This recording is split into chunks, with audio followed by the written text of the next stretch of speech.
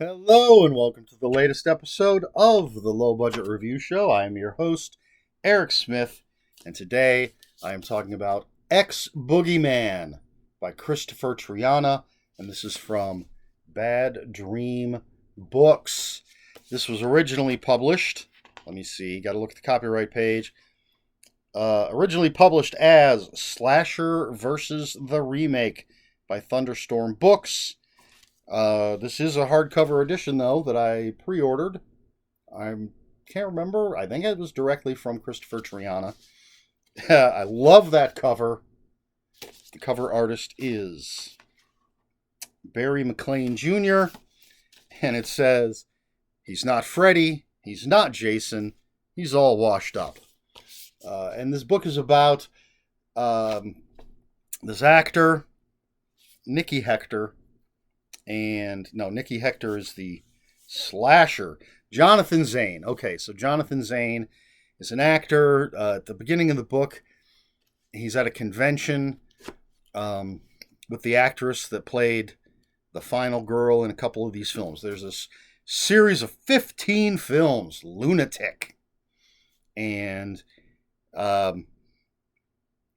Jonathan Zane played Nicky Hector in all 15 movies. And so when he finds out that they're remaking / rebooting / reimagining the Lunatic series and no one has asked him to be involved, essentially he snaps. That's what it comes down to.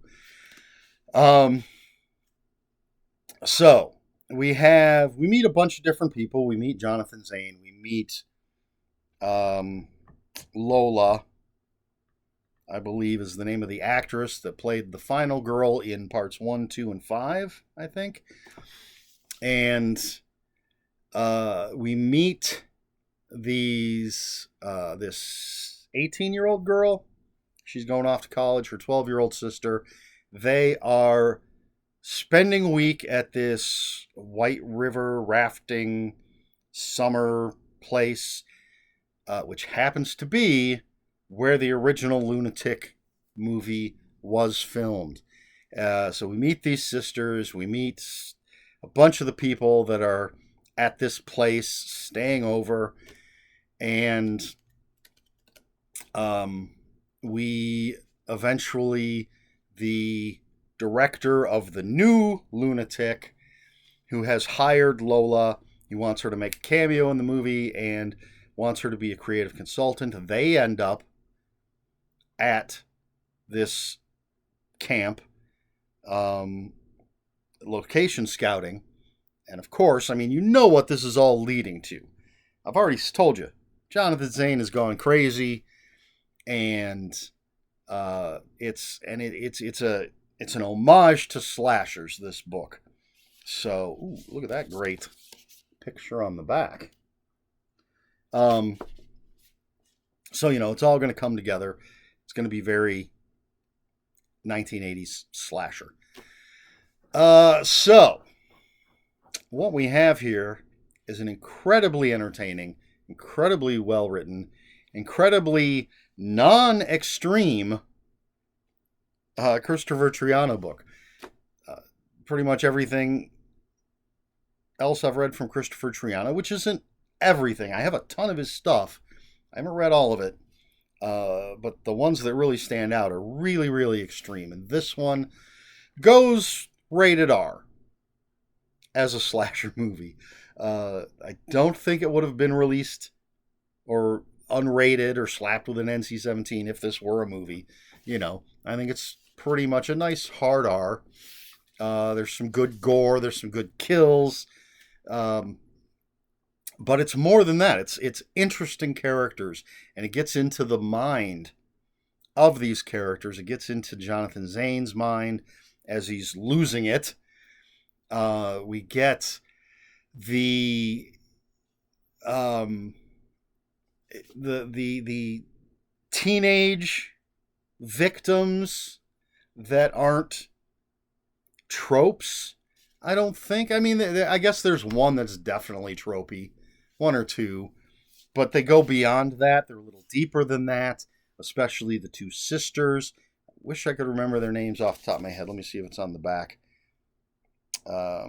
Nope.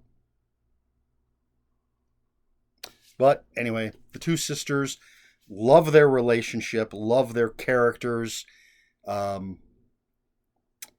some of the other characters that are at this camp, this whitewater rafting place, hate some of the characters. And this is absolutely a book that has those characters that you really can't wait to see how they're going to die.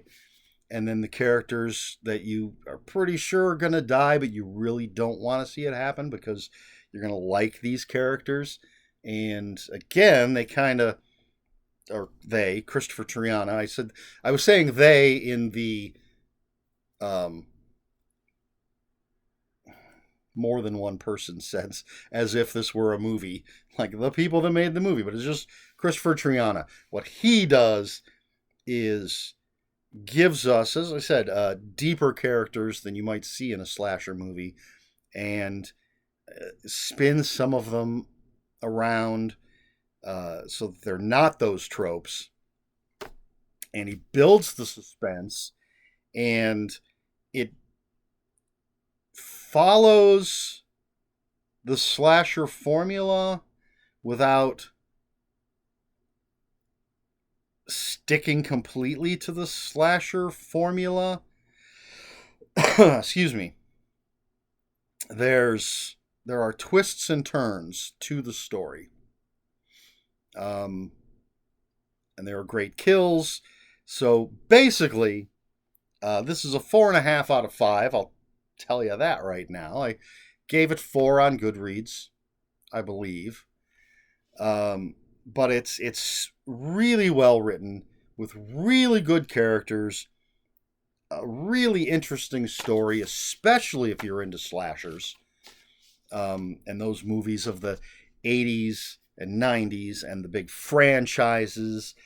They talk about, Freddy and Michael Myers and Jason, and how Lunatic is the one that went to 15 movies, and how they do the earliest ones are the best ones, even though they're corny because they're from the 80s. But then they get a little crazy, and I love the titles and references to some of the later sequels when you're getting into Lunatic 10, 11, 12, 13, 14, 15. If you're familiar with long-running horror slasher franchises, you'll have an idea of what some of these what they did with some of these later Lunatic sequels. So let me try and be coherent for a second and not ramble, if I can. But I think I already covered everything. It's well written. The characters are interesting. The kills are interesting. There are twists and turns. So even if you're really, really familiar with the slasher genre, you're not going to know everything that's going to happen. If you are a slasher fan, I think you're going to love this book. If you're just a general horror fan, I think you're really going to like this book. And if you're not a slasher fan, if you're anti-slasher, and crazy as it sounds, there are some people that aren't slasher fans, I still think you're going to like this book.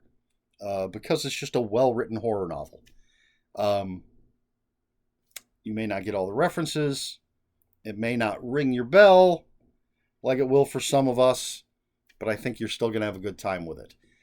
So that's Ex-Boogeyman by Kristopher Triana. This edition, Bad Dream Books. Look at that wonderful artwork. So good. Yeah, I recommend it. Excuse me. So, that all being said, we're going to go with a question that I have probably asked before. I'm almost certain I've asked this before, but I'm going to ask it again. Who is your favorite slasher? Well, let's start with, are you a fan of slashers? Let me know your opinion. Why you like slashers, why you don't like slashers. If you don't like slashers. If you like slashers, don't tell me why you don't like slashers. That doesn't make any sense. You know what I'm saying. Let me know your position on the whole slasher thing and why. And if you are a fan of slashers, who is your favorite? I am a fan of slashers, as with everything. If it's well done, I'm interested. My favorite slasher is Jason Voorhees. I would say that is my favorite franchise in this subgenre of horror. I love the original Nightmare on Elm Street, but I think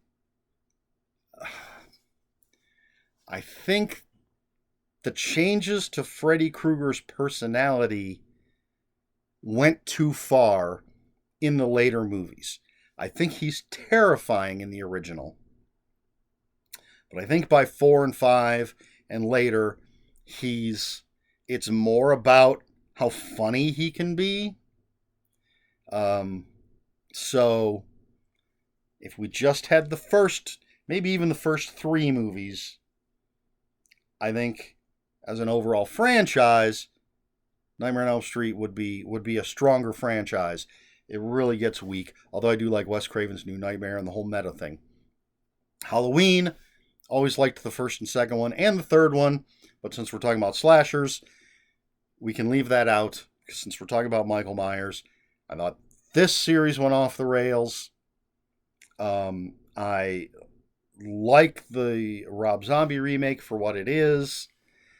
I didn't see the second Rob Zombie film, and I like the new Halloween trilogy, including the third one. I know a lot of people hate that movie. I like what they did with it, and it was this new trilogy that made me more interested in Michael Myers. I felt, and I could be wrong, because I haven't watched the old Halloweens, especially the bad ones, in a long, long time. But the Michael Myers in this new trilogy felt more brutal to me. Not as brutal as the Rob Zombie, but we're going to put that aside.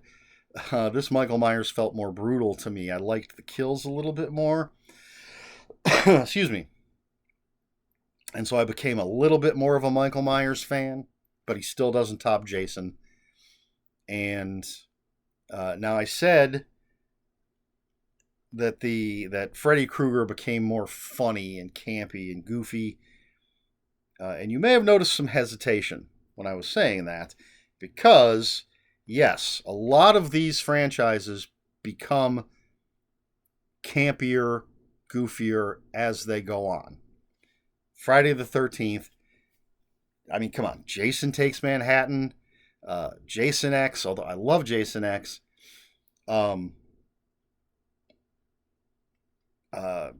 Jason Goes to Hell.